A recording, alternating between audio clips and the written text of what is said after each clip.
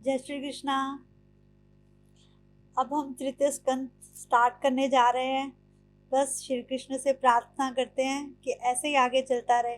आत्मा को ये शरीर बंधन में रखता है।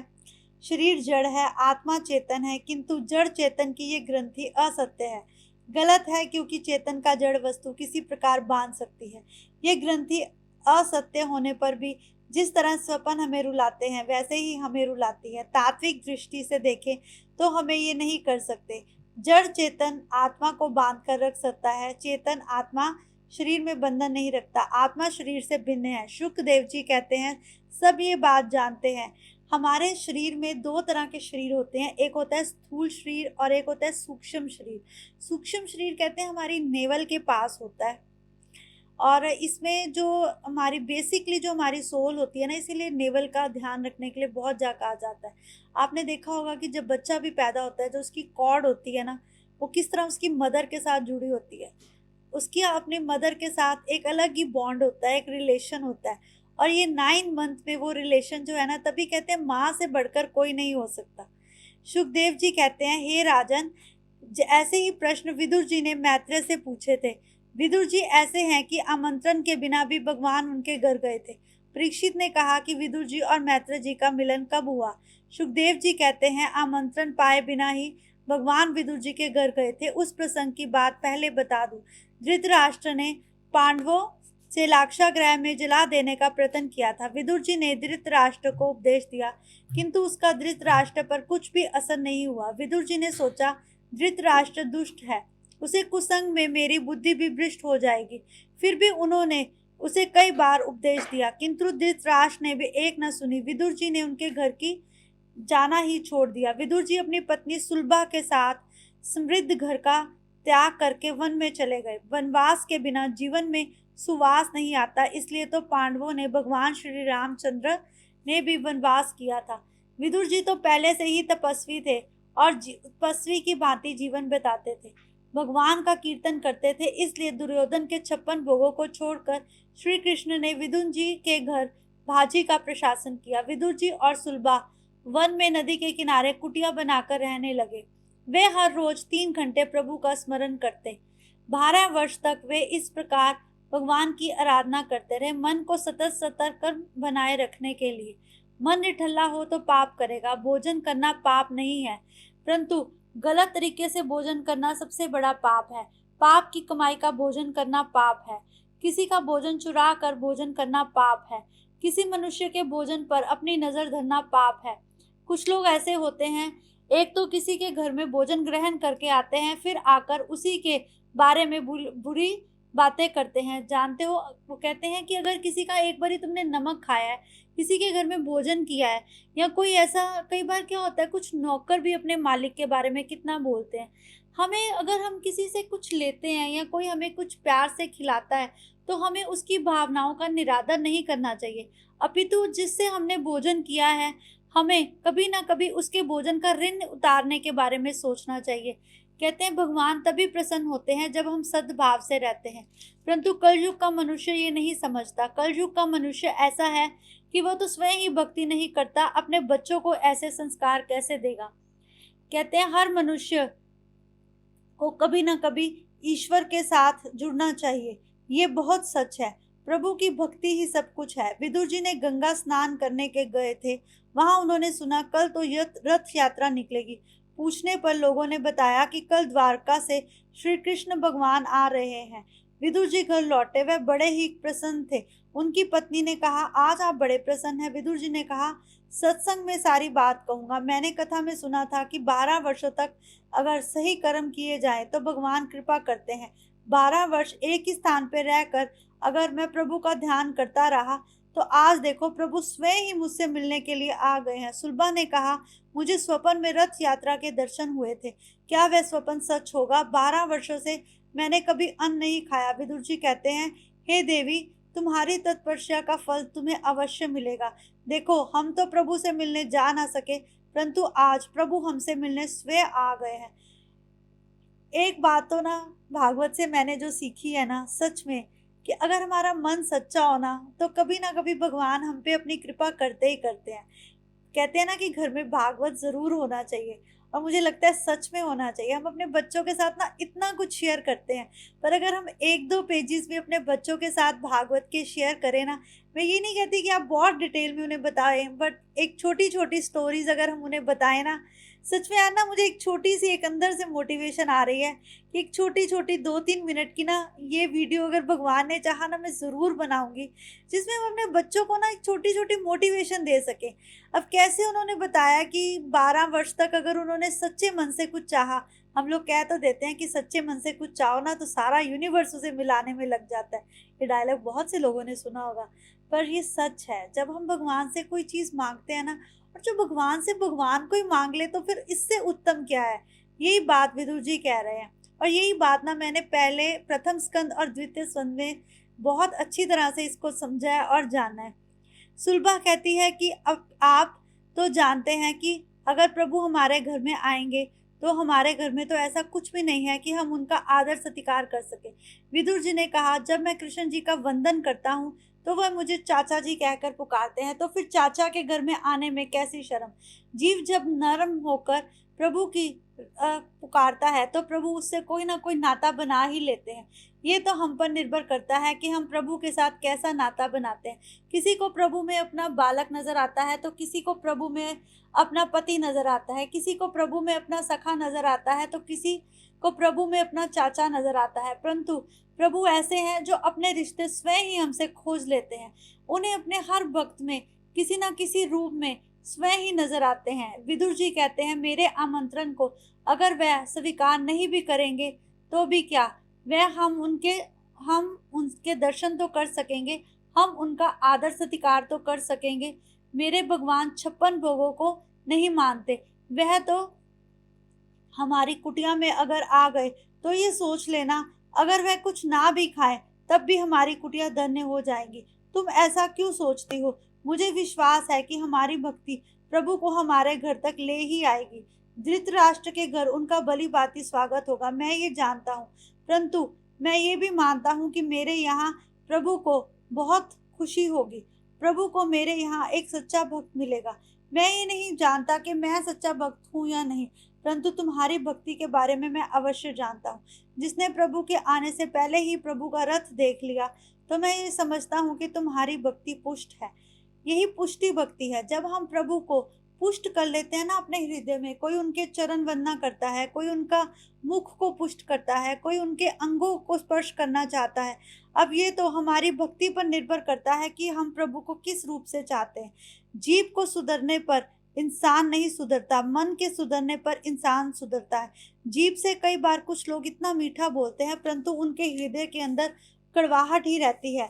भली भांति इसका उदाहरण है दुर्योधन और मामा शकुनी। ये दो ऐसे मनुष्य हैं जिनकी जीभ शहद से भी मीठा बोलती है, परंतु इनका मन तो कोयले से भी अधिक काला है। अतः विदुर जी की भांति अतिशय सादगी भरा जीवन जियो, तो प्रभु तुम्हारे पास आ ही जाएंगे। तुम्हें प्रभु से मिलने के लिए सिर्फ प्रभु की भक्ति ही तो करनी है, और प्रभु के लिए उन भक्तों की भी तुम्हें आश्रय लेना होगा जो तुम्हें प्रभु के समान मानते हैं। जानते हो, विदुर चाहते तो क्या नहीं पा सकते थे। वह भी तो उसी राज्य में रहते थे, परंतु उन्होंने तो वहाँ का अन्न भी नहीं खाया, क्योंकि वह नहीं चाहते थे कि उनकी बुद्धि मलिन हो। गरीब होना कोई अपराध नहीं है। गरीब पर तो प्रभु वैसे भी रीझते हैं। ये बात सुदामा से बढ़कर हम किसके बारे में जान सकते हैं। जब उन्होंने अपना अज्ञातवास जिया था, इसके बारे में तब भी भगवान ने हमें बतलाया था। भगवान अपने हर दीनहीन की रक्षा करते हैं। विदुर जी ने कहा, भगवान राजप्रसाद में जाएंगे तो वहाँ सुख से रहेंगे। मेरे घर उनको कष्ट होगा, परंतु मैं फिर भी चाहता हूँ कि वह मेरे घर आए। मेरे घर आने में शायद कुछ पाप ऐसे हैं जो पूरी तरह से कट नहीं जाएंगे, तब तक वह नहीं आएंगे। मैं तुम्हें कल श्री कृष्ण के दर्शन करवाने अवश्य ले जाऊंगा, किंतु ठाकुर जी मेरे घर आए ऐसी आशा हम प्रभु से नहीं कर सकते, क्योंकि मैं नहीं चाहता मेरे भी किसी भी आशा से प्रभु बंध जाए। भगवान का सच्चा भक्त वही है जो प्रभु को अपनी किसी भी आशा से नहीं बांधता।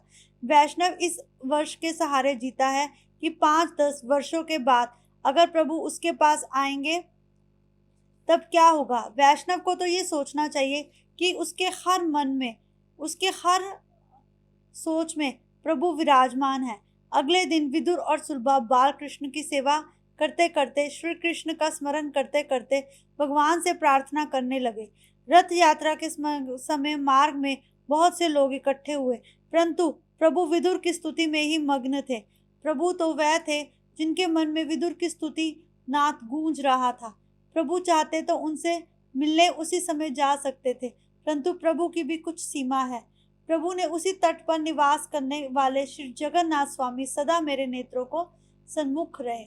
ब्रह्मांड के बंधु और समुद्र पर कृपा करने के हेतु मैं जगन्नाथ मेरे हृदय में वास करें, आज यही मेरी अभिलाषा है।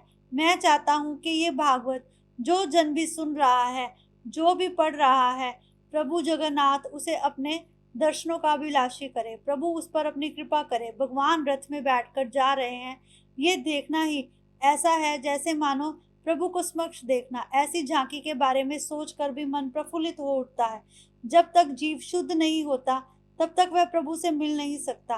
परंतु एक बात याद रखना, प्रभु अपने भक्ति पर ऐसे रीझ जाते हैं कि वे अपने भक्त को स्वयं ही शुद्ध कर देते हैं। विदुर और सुलभा भी रथ को देख रहे थे। विदुर जी सोचते, मेरी तो ऐसी पात्रता भी नहीं कि मैं जाकर प्रभु के पास खड़ा हो जाऊं। ऐसा कैसे होगा कि प्रभु मेरे घर आए? प्रभु का तो रूप ही देखने लायक है। वो पीताम्बर वस्त्रधारी मेरे घर कैसे आएंगे? मैं पापी हूँ। वही सच्चा भक्त है जो ये माने कि मैं कभी भी प्रभु के पास नहीं हो सकता। परंतु अपने आप को इतना भी क्षुद्र नहीं जान लेना चाहिए कि तुम्हें अपनी भक्ति पर विश्वास ही ना हो। अपनी भक्ति पर विश्वास करना चाहिए, अपितु अहंकार नहीं करना चाहिए। उन्हें स्वयं की भक्ति पर तो विश्वास नहीं था, परंतु उन्हें सुलभा की भक्ति पर बहुत विश्वास था। नाथ, आपके लिए मैंने क्या क्या नहीं किया, क्या क्या नहीं सहा, ऐसे भाव उनके हृदय में आते जा रहे थे। 12 वर्षों से मैंने अन्न नहीं खाया, क्या भगवान आप मेरी तरफ दृष्टि नहीं करेंगे? ऐसी बातें बार बार उनके मन में उठ रहे थे। और प्रभु भी तो बड़े चंचल थे, वे सब सुन रहे थे और मुस्कुरा रहे थे। वह जानते थे विदुर जी के मन में क्या चल रहा है। लोगों की भीड़ में से रथ आगे बढ़ रहा है। प्रभु की आंखें तो फिर भी विदुर और सुलभा को ही ढूंढ रही थी। विदुर और सुलभा के दर्शन करके मानो प्रभु ने समक्ष सृष्टि के दर्शन कर लिए हों। श्री कृष्ण भी अपने भक्त पर पूरी तरह न्यौछावर हो जाते हैं।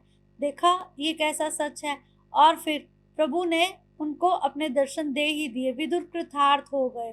श्री कृष्ण ने भी विदुर को चाचा कहकर पुकारा तो अब तो विदुर जी की प्रसन्नता का कोई मात्र ही नहीं था। दृष्टि प्रेम से आर्द्र हो गई। भगवान ने सोचा, विदुर न जाने कब से मेरी प्रतीक्षा कर रहे हैं। सुलभा को लगा मानो आज तो उनके लिए सबसे बड़ा खुशी का दिन है। प्रभु भी अंदर ही अंदर मुस्कुरा रहे थे। मेरे प्रभु ने मेरी ओर देखा। भगवान जानते हैं कि मैं विदुर की पत्नी हूँ, इसलिए उन्होंने मुझ पर अपना दृष्टिपात किया है। देखो दोनों पति पत्नी कैसे थे। विदुर जी सोचते थे शायद सुलभा की वजह से प्रभु उस पर प्रसन्न हुए, और सुलभा जी ये सोचती थी कि शायद विदुर जी की भक्ति से वे उन पर प्रसन्न हुए। प्रभु के लिए तो पर दोनों ही भक्त अति प्रिय थे। अति आनंद में डूबे हुए सुलभा विदुर जी तो भगवान को अपने घर आने का निमंत्रण देना भी भूल गए। प्रभु हस्तिनापुर चले गए। वहां धृतराष्ट्र और दुर्योधन प्रभु ने स्वागत किया। 1 महीने से वहां तैयारी चल रही थी प्रभु के आवागमन की। प्रभु ने धृतराष्ट्र दुर्योधन को बताया, मैं द्वारका के राजा की हैसियत से नहीं अपितु पांडवों का दूत बनकर आया हूँ। पांडवों का नाम सुनते ही मानो दुर्योधन का तो जैसे बुरा हाल ही हो गया। उसे तो सांप सूंघ गया। दुष्ट दुर्योधन ने भगवान का अपमान करते हुए ये कहा कि क्या आप यहाँ भीख मांगने आए हैं? सोचो, प्रभु से जो ऐसा कह दे वो कितना बदकिस्मत होगा। सुई की नोक पर रखे उन पांडवों को तो मैं इतनी सी भूमि भी ना दूंगा। मैं तो युद्ध के लिए तैयार हूँ। श्री कृष्ण ने एक न मानी। संधि करवाने वाले श्री कृष्ण वहां पर सफल ना हो सके। धृतराष्ट्र ने भगवान से कहा कि श्री धृतराष्ट्र ने भगवान से कहा, इन भाइयों के झगड़े से आप दूर ही रहे। आपके लिए तो 56 भोग तैयार किए गए हैं। श्री कृष्ण ने कहा, तुम्हारे घर का तो मैं अन्न भी नहीं खाऊंगा। तुम्हारे घर का अन्न खाने वाले की बुद्धि भ्रष्ट हो जाती है, ऐसा सत्य है। 56 प्रकार की खाद्य वस्तुओं मुझे नहीं चाहिए। अन्य राजाओं की आशा की कि श्री कृष्ण उनके घर भोजन करेंगे, परंतु ऐसा तो संभव ही नहीं था। द्रोणाचार्य ने जब पूछा, आप सभी के निमंत्रण को क्यों ठुकराते जा रहे हैं? भोजन का समय हो गए हैं, कहीं ना कहीं तो आपको भोजन करना ही पड़ेगा। यदि दुर्योधन के यहाँ नहीं तो आप मेरे यहाँ चलकर भोजन कीजिए। भगवान ने उन्हें भी इनकार कर दिया। तभी वहाँ भीष्म पितामह ने उन्हें निमंत्रण दिया, प्रभु ने उन्हें भी इनकार कर दिया। द्रोणाचार्य समझ गए कि आज प्रभु की भोजन करने की इच्छा ही नहीं है। तभी वहां विदुर जी को देखकर प्रभु मुस्कुरा गए और बिना निमंत्रण दिए ही प्रभु कह उठे, आज तो मैं इन्हीं के घर भोजन करूंगा जो मेरी दीर्घ काल से प्रतीक्षा कर रहे हैं। इधर विदुर जी ये सोच रहे थे कि अभी तक तो मैंने इन्हें निमंत्रण ही नहीं दिया, परंतु फिर भी प्रभु मेरे हृदय की बात कैसे समझ गए। अतः भगवान मेरे घर कैसे आएंगे? आज तो मेरे घर में भोजन भी नहीं पका, क्योंकि मैंने तो यही सोचा था कि प्रभु तो यही भोजन करेंगे। आज सुलभा का हृदय भी बड़ी कातरता से प्रभु की सेवा के बारे में सोच रहा है, परंतु अब क्या करें। वह भगवान से प्रार्थना कर रहे थे कि मैंने तो आपके चरणों में अपना सर्वस्व दान कर दिया है। आपके लिए मैंने सारे संसार के सुख छोड़ दिए हैं। आज मैं आपकी भक्ति को पाकर कृतार्थ हो गया। कीर्तन भक्ति श्री कृष्ण को अति प्रिय है। कहते हैं श्री कृष्ण सबका साथ छोड़ सकते हैं, परंतु अपना भक्त का साथ कभी नहीं छोड़ते। सूरदास जी भजन करते हैं तो श्री कृष्ण उनके हाथ में तंबूरा दे देते हैं। सूरदास जी कीर्तन करते हैं तो कन्हैया वहां बैठकर सुनते हैं। सूरदास जी का कीर्तन कन्हैया को अधिक भाता है। भगवान नारद से कहते हैं, ना तो मेरा वैकुंठ में वास है, ना तो मेरा योगियों के पास वास है, ना तो मैं द्वारका रहता हूँ, ना तो मैं कहीं और रहता हूँ। मैं तो केवल अपने भक्त के प्रेम से वहां उस कीर्तन में रहता हूँ जहाँ कोई मुझे सच्चे मन से याद करता है। जो मनुष्य सच्चे मन से मेरी कथा वार्ता करता है, मैं तो उसके पास वास करता हूँ। मैं अपनी वो हर कथा सुनता हूँ। जो मनुष्य सही मायने में मेरे को याद करता है और कीर्तन करता हुआ मेरी कथा का निमंत्रण दूसरों को देता है। झोपड़ी में विदुर सुलभा भगवान के नाम का कीर्तन कर रहे हैं, किंतु वे नहीं जानते थे जिनका वे कीर्तन कर रहे हैं आज वे स्वयं ही उनके दीवार पर खड़े होंगे। मनुष्य का जीवन पवित्र है तो बिना निमंत्रण पाए भी भगवान उसके घर आ जाते हैं। सिर्फ भक्त को भगवान को पुकारना आना चाहिए। जय श्री कृष्णा। आज विदुर जी की कहानी बहुत, सच में पहली बार सुनी है, पर बहुत मजा आया है। जय श्री कृष्णा।